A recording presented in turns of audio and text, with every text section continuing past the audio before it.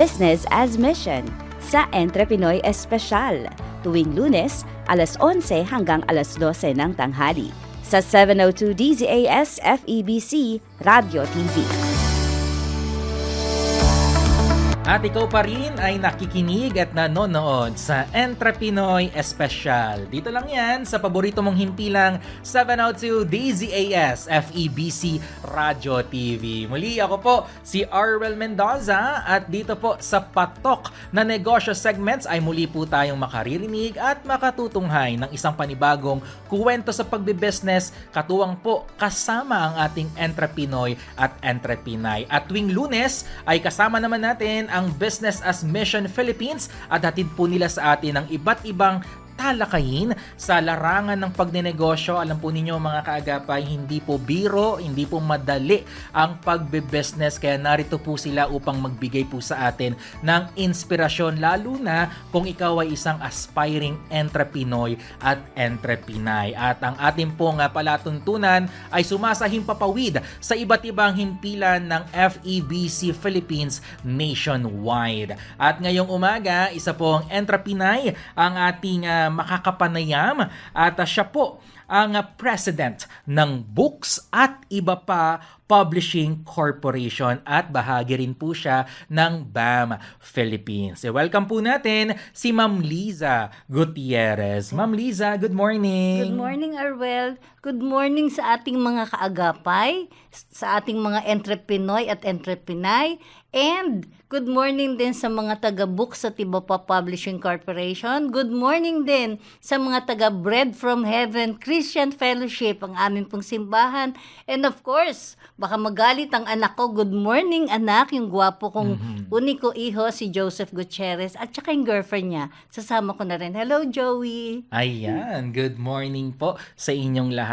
At salamat, Ma'am Liza, for taking time na makakwentuhan po namin kayo dito sa Entrepinoy Espesyal. Siyempre, hatid din sa atin yan ng BAM Philippines. At sa mga manonood natin, nakikita niyo naman kung gaano kaganda at young looking si Ma'am Liza Gutierrez. At syempre, hindi lang ang kanyang appearance ang maganda, kundi maganda rin ang ibabahagi niya sa atin ngayong umaga. At syempre, sa ating pagsisimula, Ma'am Liza, kayo nga po ang presidente ng Books at Iba Pa Publishing Corporation. Ma'am, give us an idea, kailan po at paano nabuo itong inyong negosyo?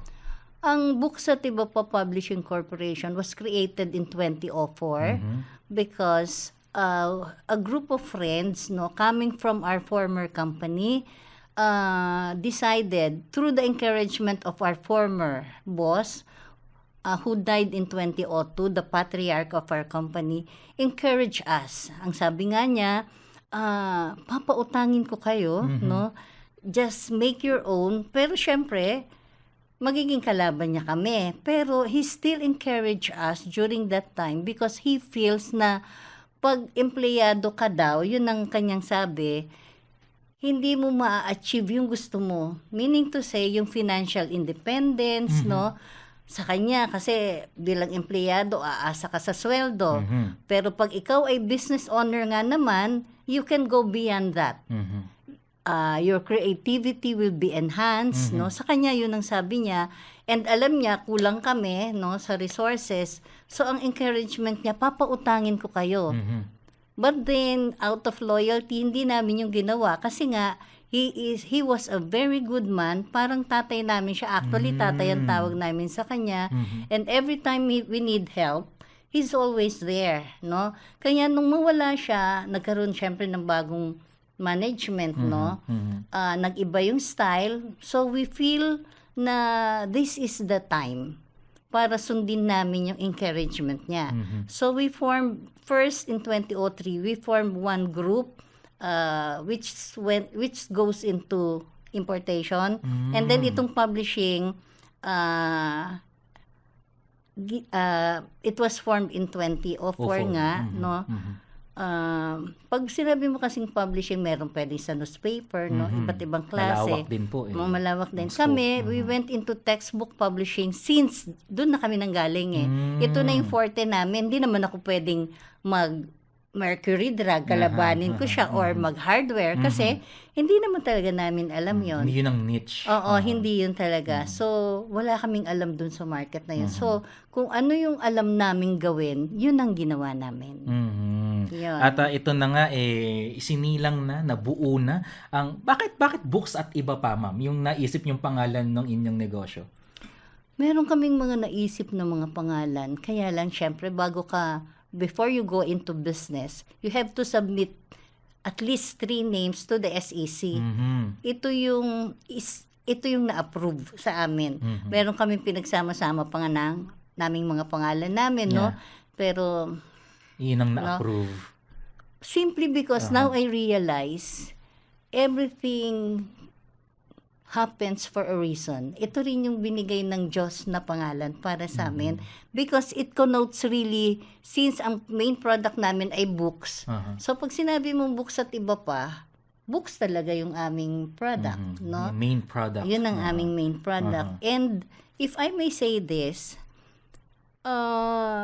before a book is created, before it comes into, bago siya mabuo, yung experience, yung years of experience ng pagtuturo ng mga faculty, yung hirap nila, yung time nila with their families, they put into this. Kanya I would encourage students, please, when you are given textbooks to read, you read them.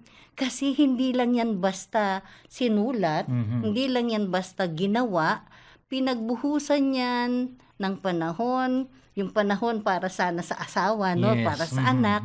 Diyan binuhos ng mga faculty members, ng mga teachers nyo, mga estudyante. Please, basahin nyo para wag masayang. Pati yung years of experience nila ng pagtuturo, nilagay nila dyan. Hindi yan basta lang naging libro. Kanya may mga pagkakataon, di ba?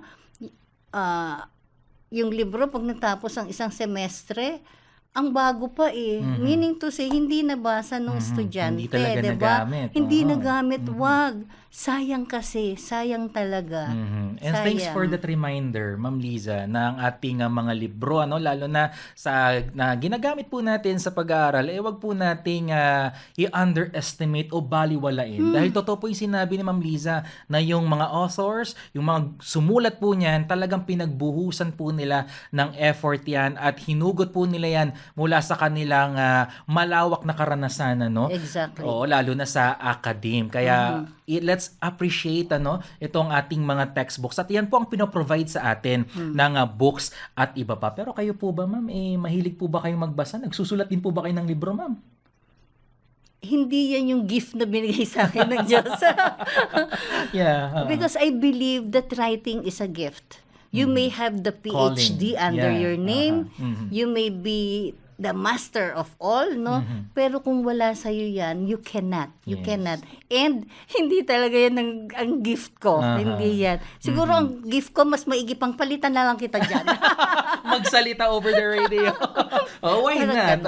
Pero ganun. still, ginagamit pa rin po kayo ng Panginoon dito sa books at iba pa. At nagiging channel of blessing po ang inyong business sa ating mga mag-aaral, sa mga estudyante. Ganun din sa academe. And with that, napag-uusapan na nga natin yung libro, ang BAM Philippines, meron din tayong workbook, na siyang nagiging reference natin sa ating mga iba't ibang diskusyon dito sa ating palatuntunan. Ito po yun, yung ating BAM workbook. Talaga nagbo-boom naman talaga, yung ating mga topic. And this morning, ang atin pong pagtutuunan ng pansin, Ma'am Liza, itong case study number 6 na meron pong kinalaman sa tinatawag nating fun and entertainment. At basahin po natin itong ibinigay na case study.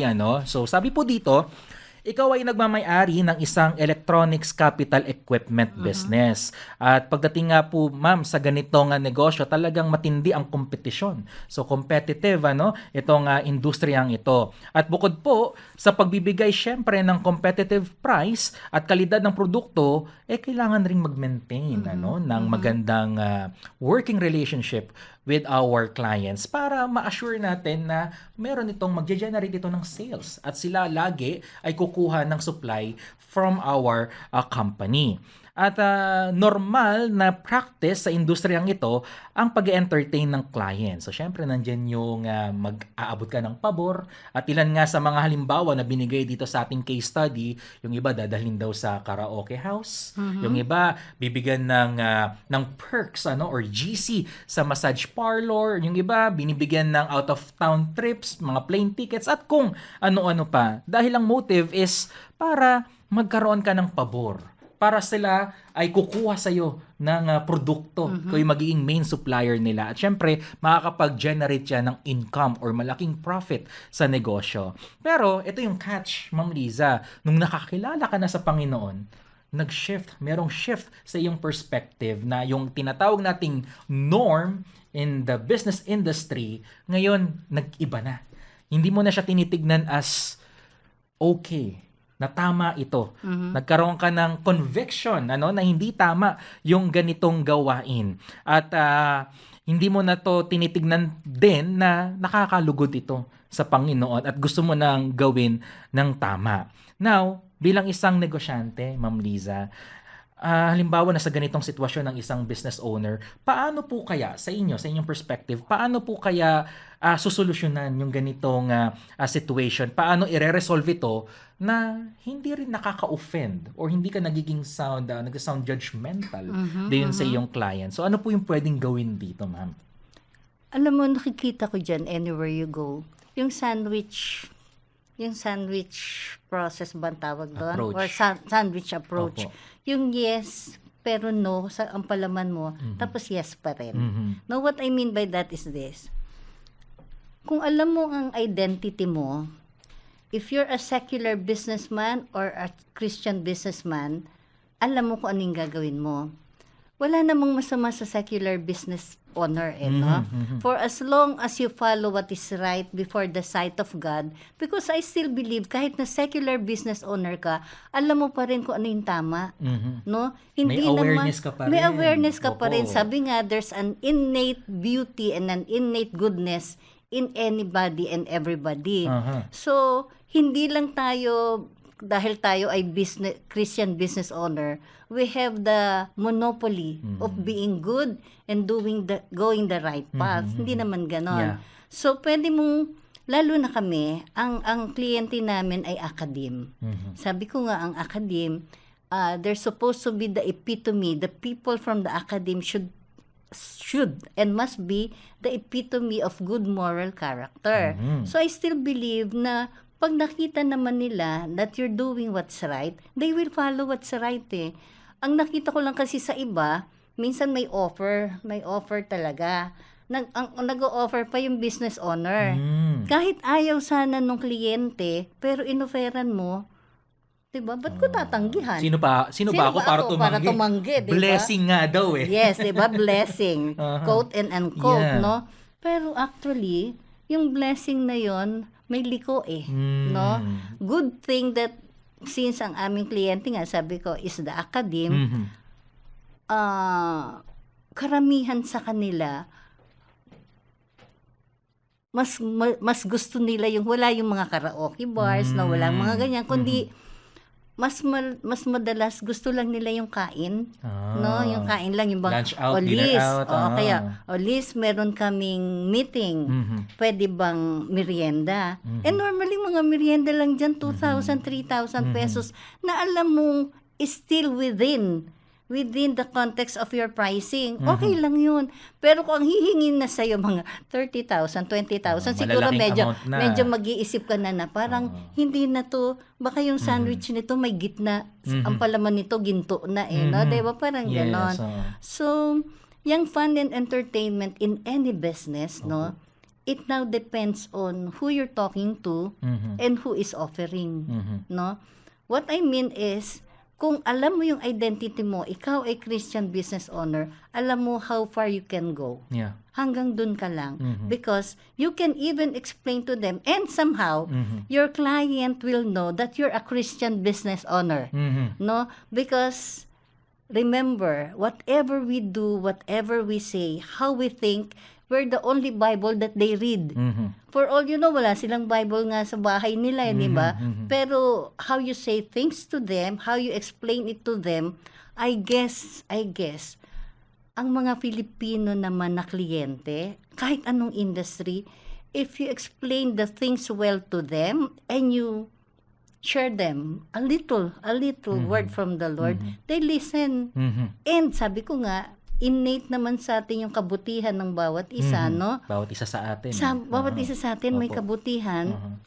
And somehow, at the back of their minds naman, tama naman yung sinasabi mo. And they will listen to you. Yeah. No? And sometimes, ang kailangan lang din talaga natin ay tayo mismo yung mag-remind sa kanila. Yes. And this is our opportunity to share the gospel. Ano ba yung sa tingin ng Panginoon?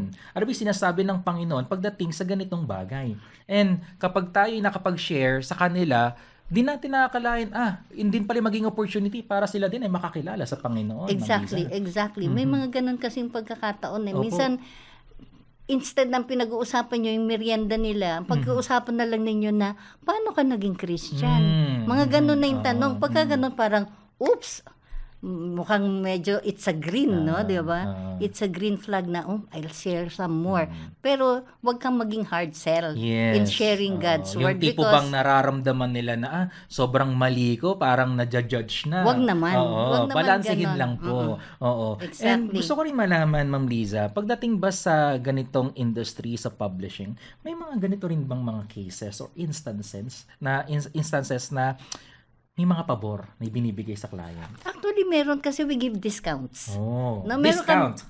We give discounts. Yeah. Talagang discount yun. Kasama yun sa pag nagprepresyo kami ng libro. Meron ng ganon. Although meron mga iba na humihingi ng more than the normal discount. Yun ang medyo, oops, teka muna sandali, parang red flag. Pagka ganon, alam mo nang they're asking for more, medyo atras ka ng konti. Kasi although no matter how much you would want to win him over for your business, may mga pagkakataon kasing binigay mo na yung kamay mo, hihingin pa yung buong braso. Diba? You know what I mean? Yes. Ganon. So pagka ganon na, bigyan mo na lang ng paa. Oo nga naman. Diba? Kasi it's no longer proper. Yung presyo ng libro kasi nababago based on the discounts or based on the perks that you're going to give to your clients. Pagka ganon, ang nagsasakripisyo yung magulang at yung mga estudyanteng bibili. Kasi no matter what, walang business person na bibigyan ka ng so much discount nang hindi babawiin. Laging may bawi yun may kabigyan Definitely. Kanya pagka ganon, medyo alam mo when to stop and when to go ahead. Ganon. Kasi somehow, you can feel it. Yes. No, you can feel it. And the Lord will even tell you, kasi before you see a client, you always pray. As a Christian business owner, you always pray. Hindi po dapat mawala yan. Oo, hindi pwede. Kasi kung hindi, ay naku, maliligaw ka talaga kung saan ka mapupunta. Yeah, and diba? it's important to seek discernment mula sa Panginoon. Kasi Exactly. kung tayo lang, magre-rely lang tayo sa sarili nating kakayahan, talagang masasabi natin, risky siya. Ay, wala. Kaya mahalaga po talaga na kasama po natin ang Panginoon whenever we do our business. Lalo na kung tayo po ay nakikipag-interact sa ating mga kliyente. Kasi hindi naman po natin masasabi na yung iba dyan lumalapit sa atin or tayo lumalapit sa kanila. Ano ba yung motibo? Ano ba yung motive behind sa mga pinapakita natin, sa mga ibinibigay natin sa kanila? And siguro, Ma'am Liza, baka may gusto rin po kayong i-share ng mga ilang scriptures na sinasabi ng Panginoon pagdating po dito sa fun and entertainment na ating case study. Sabi nga rin dito, maganda rin na bigyan natin ng punto itong Ephesians chapter 5 verse 11, yung take no part in the unfruitful works of darkness, but instead expose them. Totoo yun. Kasi, kung hindi mo yun gagawin, they will feel that what they're doing is right. Kasi, umokay ka di ba, sa sinabi nila. And we should remember, yung 1 Corinthians 10:13, Yes. no temptation has overtaken you that is not common to man. God is faithful and He will not let you be tempted beyond your ability. But with the temptation, He will also provide the way of escape that you may be able to endure it. So kung ano man yung hinaharap mo, halimbawa, napakahirap nitong kausap ko, parang ganon. Please bear in mind na hindi lang, 'di ba? Hindi yan very uncommon. Yeah. That's very common. In Norm na nga daw po eh. fact, 'di ba, Opo. nagiging kaya pwedeng hinayaan ni Lord na mangyari yun sa'yo kasi you'll be facing more. 'Di ba? There'll be more challenges along the way. Pero this one, patikim pa nga lang yan so that you'll become stronger each day, and every time you meet a client, alam mo na yung mga gagawin mo kasi naumpisahan ka na no? So you know how to back out. No? Parang At makikita nga natin dito sa ating binasa, 1 Corinthians 10:13, na merong pinoprovide na escape way ang Panginoon sa ating temptation. Kaya, di ba, may sumikat nga na kanta na, tukso, layuan mo ako. Hindi po tukso ang lalayo sa atin, kundi tayo po mismo ang magdedesisyon na layuan ano man yung mga temptations na ito. Kasi lagi lang na riyan 'di ba? Ang goal naman ng enemy is to kill, steal and destroy. At sabi rin sa 1 Peter, 'di ba? Para lang yan isang leon na naghihintay ng opportune time for us na atakihin nila. Kaya it's important mga kaagapay, lalo na kung ikaw ay isang negosyante, na rooted po tayo sa salita ng Diyos, na malalim po ang ating pagkakaunawa sa Panginoon. Nang sa gayon po, ano man yung mga challenges na pwede nating o kakaharapin natin sa business, alam natin kung paano po natin mapagtatagumpayan ito. At kaakibat yan, syempre, dapat mayroon din tayong community. Yes. Meron po tayong pamilya na sasamahan natin na siyang makakaunawa rin sa atin bilang isang negosyante. Sabi nga nila, ang nakakalungkot daw na posisyon sa kumpanya kapag ikaw na yung nasa pinakataas. Kasi ikaw na yan ikaw na yung nag-oversee po, di ba po, sa iyong business. At mahirap din na pinagdadaanan din ng mga negosyante yung walang makausap, walang mapagbabahaginan ng bigat sa pagnenegosyo. Kaya narito po ang Business as Mission Philippines. At with that, Ma'am Liza, sa inyo po, paano po nakatulong ang BAM Philippines para po mas magpatuloy po kayo na pamahalaan ang isang business in God's way? Ang maganda sa BAM, nagkaroon ka ng isang pamilya, nagkaroon ka ng isang community, kumbaga support group mo who will always be there to help you. Kasi it gives you encouragement to know na hindi lang pala ikaw yung dumadaan sa dinadaanan mo. No? Kung meron mang maganda, kasi being in business, sabihin na nating madidinig mo lagi, hindi madali. No? Hindi madali na maging business owner, hindi madali rin na mapunta into business. Kaya nga kung pwede ko lang hukayin yung dati naming boss, na sabi niya na, I'm encouraging you guys, you put up your own, blah, blah, blah. Nang nakalimutan niya sabihin sa amin pero along the way, no, there will be rocks. There will be boulders, no, na medyo haharang sa inyo, pero you just have to go through it. No? So ang BAM, ang maganda diyan, no? Sabi ko nga, meron kang pamilya na pwede mong takbuhan. Actually, if I may say this, yung anak ko na lagi kong ini-encourage to give his tithes and offering. Pero when he listened and heard somebody last October, no, doon sa second conference, he heard someone gave his experience on tithes and offering. Doon niya nakita na, Ma'am, hindi lang pala ako yung hirap sa pagbibigay ng tithes and offerings ko. Sila nga ang yaman naman di ba? Pero may struggle pa rin. Pero may struggle pa rin pala sila. And because of that, after that, no, Ma'am, magbibigay na ako ng tithes and offering ko kasi hindi lang pala ako, no, yung hirap sa ganyan. Pero pinagpatuloy nila, meaning to say there's something good that they will gain out of it. Which is, 'di ba, sabi nga ni Lord sa Malakay, 'di ba? Test me and you won't have room enough for my blessings, 'di ba? Which is very true. Yes. 'Di ba? Kanya nga I would want to encourage you business owners, Christian business owners, no, to come to the BAM third conference, BAM Philippines, this year, no, on October 17 and 18. Ano bang tema ng ating conference this year, Ma'am Liza? Ang tema ng BAM conference this year is to hear testimonies from families who Yes. are running their respective businesses God's way. And so they will learn also about unique entrepreneurial faith journey, because Yeah. ang ating journey ay sa faith, what they call it, how do I say this? Our faith is a journey. Yes. No? It's not a destination per se. Mhm. No? Talagang dadaan ka testing your faith. How far you will go, only God knows. Pero just be adamant, just be courageous, continuously follow God's word, continue doing what's right, having the Lord in your mind, giving Him glory each step of the way. I don't think you will miss a step. Yeah. At katulad nga po ng isang ginto na idinadarang sa apoy para ma-purify at talagang masubok ganun din po ang ating journey bilang isang Kristiyano. Talagang daraan tayo sa apoy, pero ang pangako sa atin ng Panginoon, sasamahan niya tayo, no? Sa bawat proseso, sa bawat pagsubok na iyan, makakaasa po tayo na our God is our Emmanuel. He's always with us. Actually, meron akong isang nadinig na secular song. Pero to me, it seems it's God telling me, no? If I may sing it, no? Go ahead, ma'am. Sabi dito. Pero hindi po kayo nakikinig sa Inspirations Unlimited. Wow! Ito po ay Entrepinoy Special. Avid listener, si Ma'am Yeah, Liza. nadidinig ko kasi yan eh.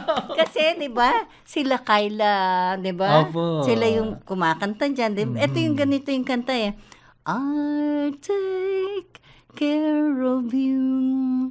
Don't be sad, don't be blue. Just count on me your whole life through, 'cause I'll take care of you. Meron pang dalawang line. I'm proud to tell the world you're mine. I said it before, I'll say it once more. You'll be in my heart till the end of time. I'll take care of you. Don't be sad, don't be blue. Just count on me your whole life through, 'cause I'll take care of you. Di ba? Wow. It's parang it's the Lord telling you Yeah. na anuman ang harapin mo, anumang challenges, whether ang kaharap mo pa ay si Goliath, no? Pero the Lord will always take care of you. Just do the things, no? Just do the things.